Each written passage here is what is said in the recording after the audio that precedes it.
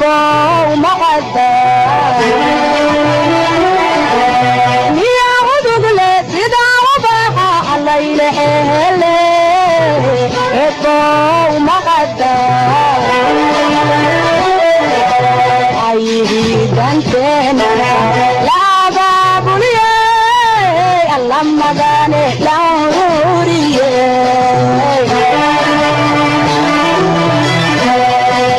عيدي دانتنا لا بابولي اللهم داني لوري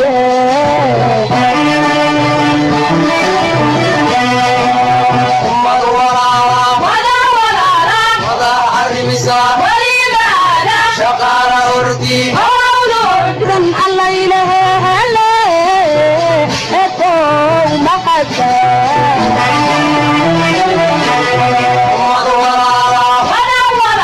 وضع الرمسا شقار أردي مولود الليل إبو مقدة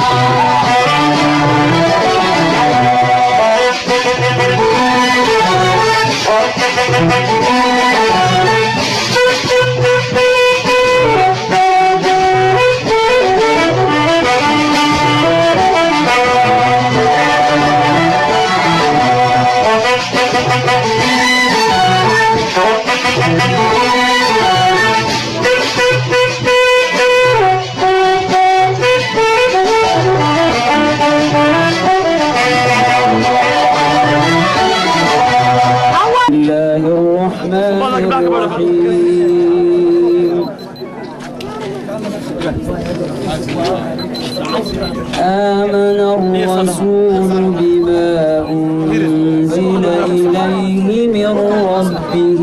والمؤمنون كل آمن بالله وملائكته وكتبه ورسله لا نفرق بين أحد من رسله وقالوا سمعنا وأطعنا غفرانك ربنا وإليك المصير لا يكلف الله نفسا إلا وسعها لها ما كسبت وعليها ما اكتسبت ربنا لا تؤاخذنا إن نسينا أو أخطأنا ربنا ولا تحمل علينا إصرا كما حملته على الذين من قبلنا ربنا ولا تحملنا ما لا طاقة لنا به واعف عنا واغفر لنا وارحمنا أنت مولانا فانصرنا على القوم الكافرين ugu horeyn soo qaban qabiyaashii ama ardayda iyo dhalinyarada soo qaban qabiya xafladan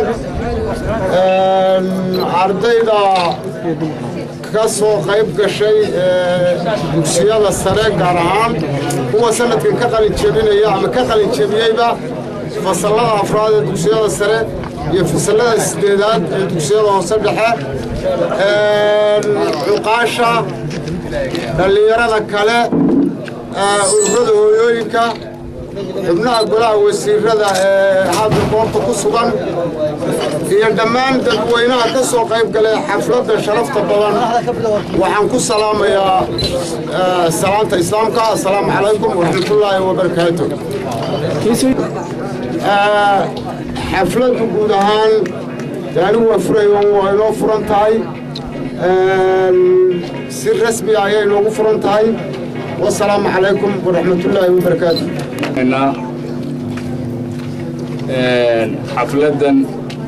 dadkii soo qaban qaabiyey marka labaadna waxaanu salaamaynaa oo aan soo dhaweynaynaa ardayda xafladan loogu talagalay imtixaanaadkoodana lagu xidhiyey waxaan jeclaan lahaa runtii marka ardayda noocaas sabsiga noocaas ardayda laga hadlaayo ka soo qaybgalayaashu inay niyad san iyo sacab ka muujiyaan baan jeclaan marka carabka lagu dhufto ardayda muwaadiniinta ah carabka in marka lagu dhufto in qalbiga iyo sacabka iyo niyadda iyo carabkaba laga soo dhaweeyaan jeclay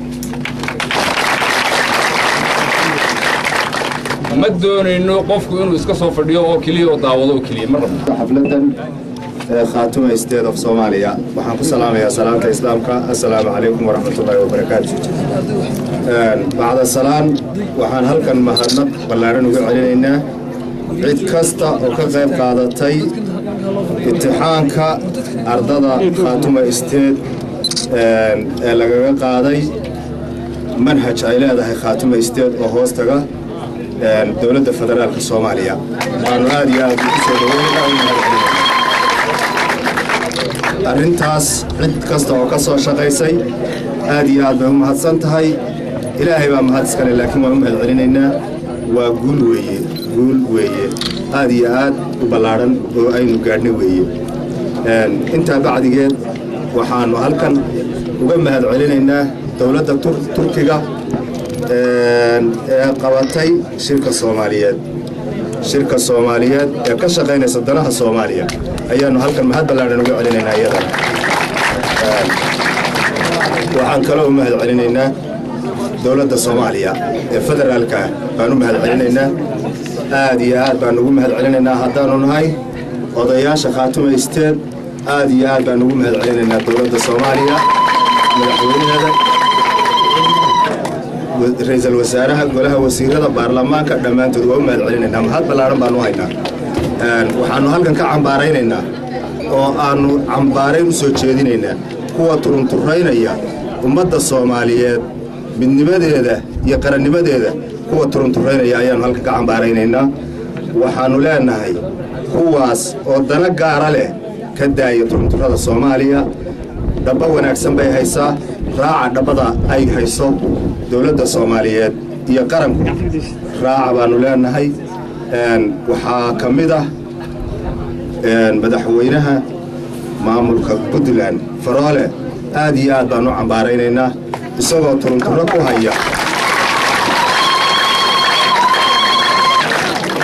turunturro ku haya Soomaaliya iyo maamulka khaatumaba waxaanu leenahay ka daa labadaba oo raac dadka Soomaaliyeed iyo dariiqa toosan iyo tubta jeexan raac baanu leenahay arrintaas wixii aad ka geysataaba waa rafasho baanu leenahay rafashada ka daa kuwa khaatumo ka soo jeeda ee ku tegaya magacyo kale oo aan reer khaatumo lahayn nama matalaan dhankay doonaanba ha ka tageen nama matalaan waxaanu leenahay isimo dhaqameed ka mid ah isimada Soomaaliyeed kuwa ugu magaca weyn baanu leenahay waxaanu leenahay siyaasiyiin waxaanu leenahay dawladdiisan kuwaas ayaana matala cid kale oo ka tagtay ama Somaliland ama Puntland oo na matali kartaa ma jirto baanu leenahay arrintaas sidaas ayaanu cadaynaynaa waxaanu ilaahay weydiisanaynaa dawladda khaatuma state inuu ka dhigo dawlad xaqa oo hogaamisa Soomaaliya baanu ilaahay weydiisanaynaa wassalaamu calaykum warahmatullahi isugu yimi madasha sharafta badan le caawa culimada ka soo hijrootay maamulka ina xiga ee Soomaaliyeedka ardayda soo dhaweysay iyaguna ee maxay midigtooda taagan ururada hooyooyinka wasiirada maxay state khaatuma Soomaaliya maxay wadaadada maxay mas'uuliyiinta oo dhan mahad baan idin celinaya waxaana idinku salaamayaa salaanta islaamka assalaamu calaykum waraxmatullaahi wabarakaatuh salaanka bacdi waxaan maleynayaa de khudbadii ma aydan diranin suugaantii iminkaan ka gaboyaad mala raadinaysaan walow culimadiina joogto sadahoona inay gaabiyaday waxaan أدونك مركي لتاقي لا ركيبي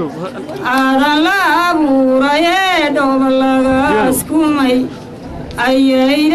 حاوه ردو قدقي ملائكة وقومي أمني وقدقي أيين حاوه ردو قدقي ومركاي كدرين قايو إسلام ومركاي كدرين قايو إسلام مركي الخير لي نقدي إسلام وركامي مركي النبي الله واسكم عليه الصلاة والسلام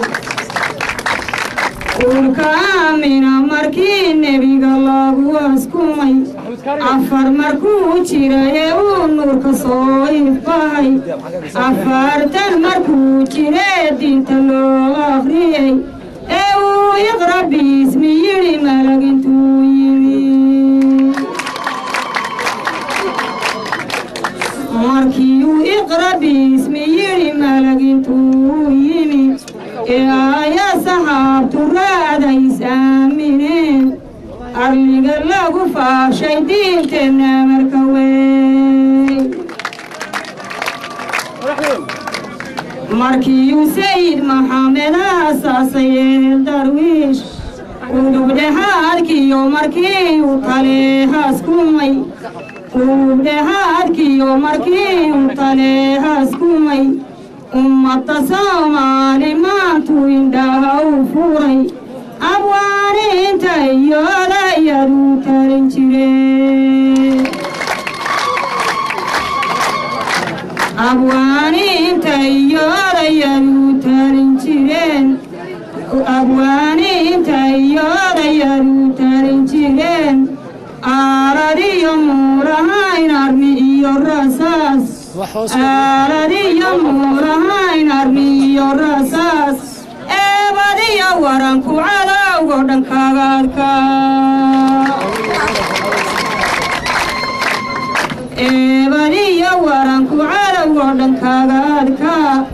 إهلو ماركي يوهالكي كوفي الله وجاي إهلو ماركي يوهالكي كوفي الله وجاي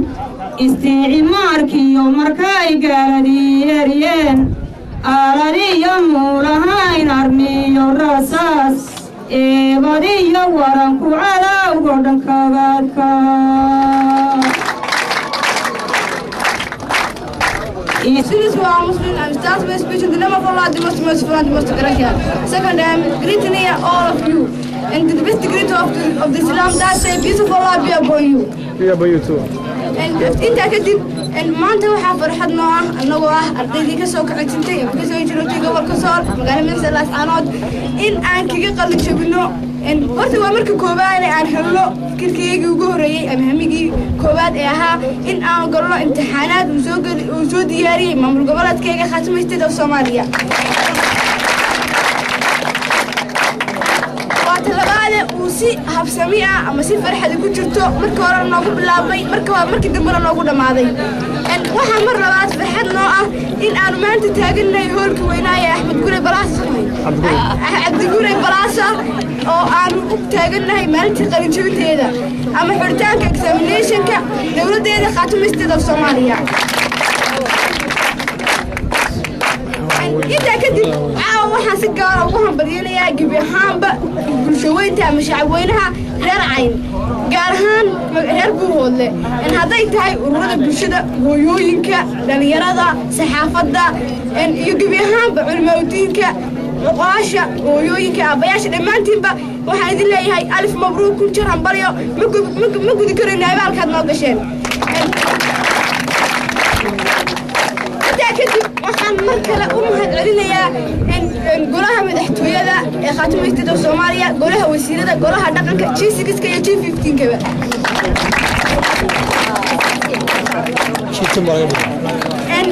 inta kadib ma doonayo in aan waqti badan ku limino sababta waxaan maleeyaa wax dad badan ka sugaya kaliya waxaan u gudbayaa muhiimadda hadalka taasoo ah annagu maanta waxaan bartan u taagannahay soo gabagabayntii ama soo xuritaankii examinationka dowladdeeda horta marka koobaad iyo mar labaad iyo mar saddexaadda waxaan u mahadcelinaynaa wasaaradda arrimaha bulshada gaar ahaan agaasimaha waaxda waxbarashada kaysa cawil ladan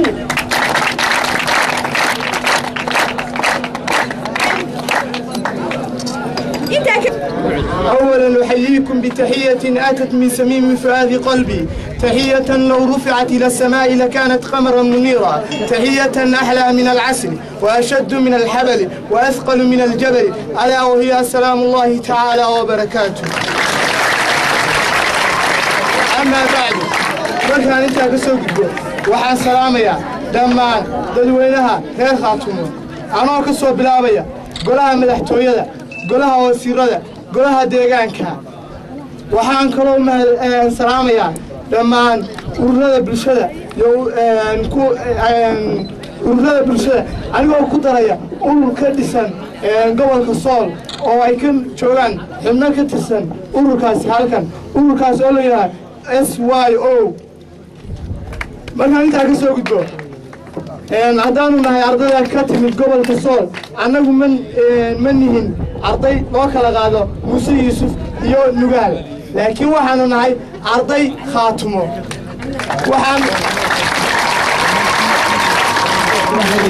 waxaanu si mowqif la u diidnay waxaanuna go'aan cad ku qaadanay in aanu taageerno hadalkii ka soo yeedhay dhammaan waxgaradka reer Khaatumo ama waxgaradka dega gobolada SSC Sool Sanaag Ancayn intaa markaan ka soo gudbo waxaanu halkan u nimid ma aha imtixaan qura hadday dadkan naga soo horjeedaa u malaynayaan in aanu u aadnay imtixaan berrina ku noqonayna Sool annagu halkan imtixaan qura umaanu iman waxaanu u nimid maamul baanu dhisannay maamulka aanu dhisannay ee cagaha loo taagay in aanu waxaan kuli tabantaabinno oo aan sii dhaqaajinno hadday tahay difaaca dalka hadday tahay dhismaha dalka hadday tahay horumarka deegaanada iyo dhulka gobolada SSC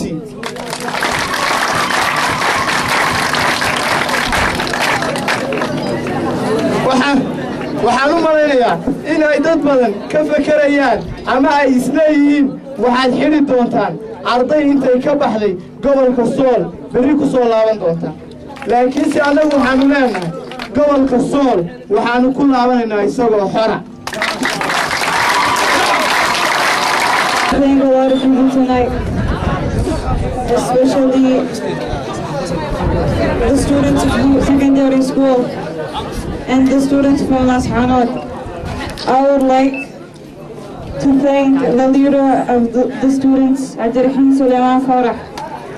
And I would like to thank the parents and the other students. I go to a secondary school and I am very sorry of the people that are running away from their country because of Somali Deed. I would like to thank lots of people like the Wazirs and the President. I love Khaatuma State of Somalia. It's a very good government. If Allah sees in the future will be the biggest government in Somalia. If we defeat Puntland and Somali Deed, we will be the best government in the universe. I would like to thank all parents and all other people in other countries that love Dhulbahante.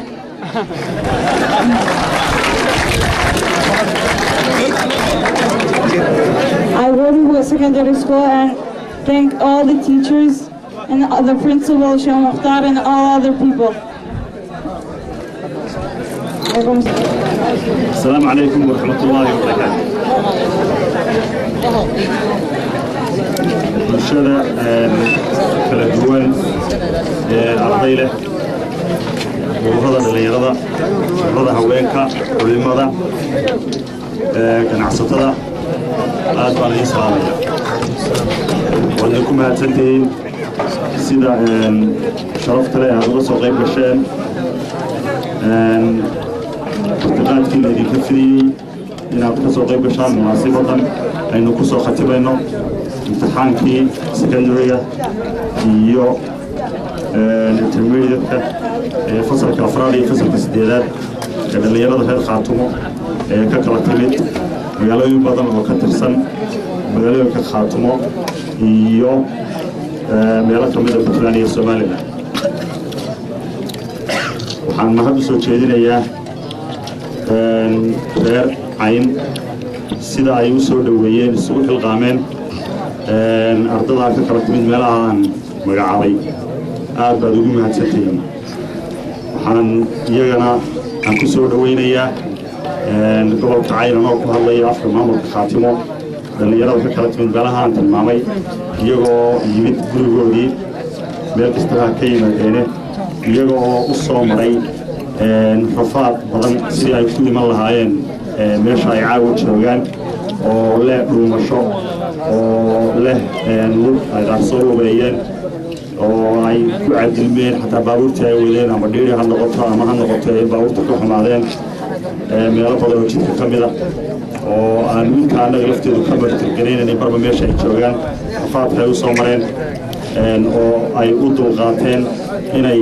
imtixaanka ay maamulka ugu dejiyeen ka qayb qaataan aad iyo aad baad ugu mahadsantihiin.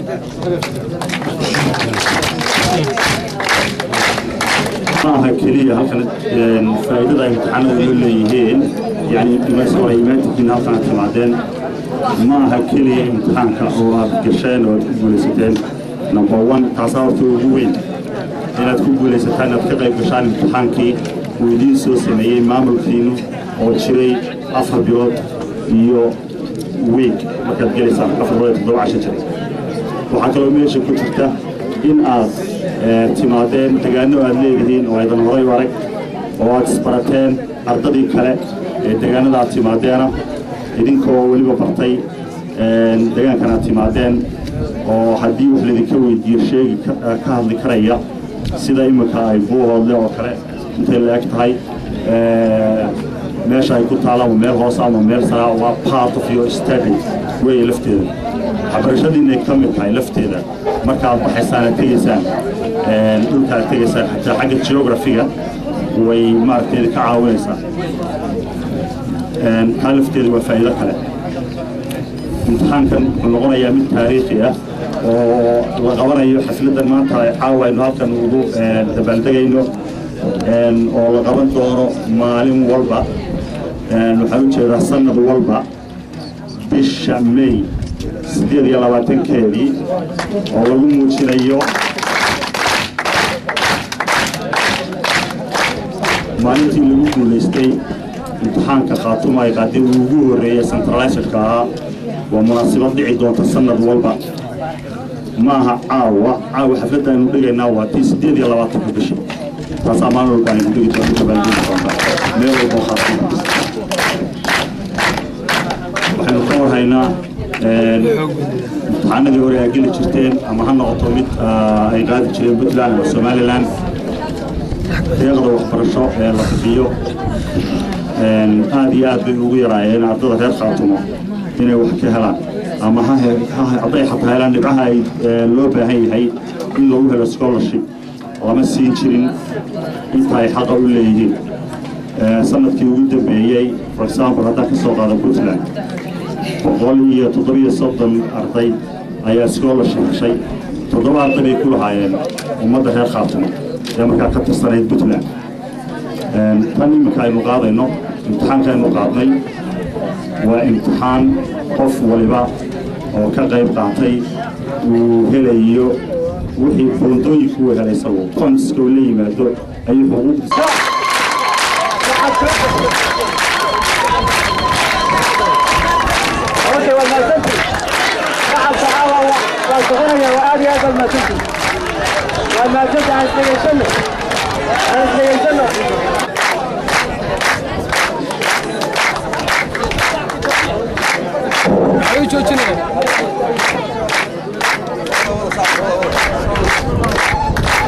Kala